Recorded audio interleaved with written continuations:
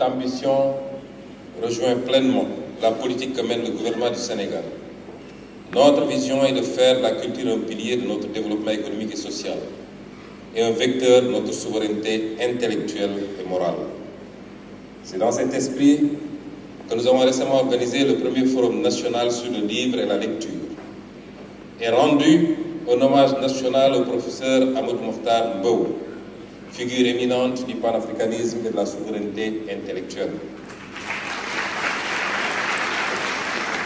Excellences, Mesdames et Messieurs, notre espace ouest-africain n'est pas seulement riche de son histoire. Il bouillonne d'une créativité contemporaine qui fascine le monde, et ce qu'on vient de voir en est la parfaite illustration.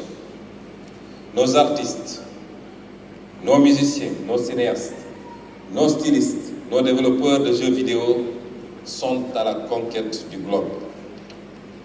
Les industries culturelles et créatives ne sont plus un secteur marginal. Elles sont un moteur de croissance, d'emploi et de rayonnement. À l'échelle du continent, elles génèrent déjà des dizaines de milliards de dollars et d'emplois et emploient des millions de personnes, majoritairement des jeunes.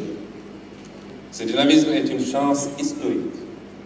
Il nous appartient en tant que dirigeants de le soutenir par des politiques ambitieuses et des investissements conséquents.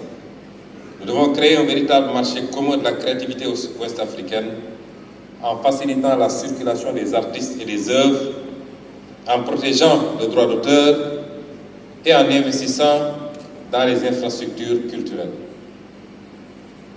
Mais ce formidable potentiel est menacé. Il faut qu'on s'en rende compte. Notre jeunesse, notre plus grande richesse, est la cible d'agressions culturelles insidieuses qui cherchent à la déraciner et à la couper de ses valeurs. Des forces obscures lui font miroiter une fausse reconnaissance à travers la violence physique ou numérique pour mieux déstructurer nos sociétés. Notre responsabilité est immense. Nous devons offrir à notre jeunesse des raisons d'espérer, de créer et de s'épanouir ici, en Afrique. Cela passe par un développement équitable de nos territoires, mais aussi par la transmission de nos valeurs les plus précieuses, que sont le dialogue interreligieux et interculturel, le respect sacré de la vie des femmes et des aînés, la solidarité familiale et intergénérationnelle, la protection de notre environnement.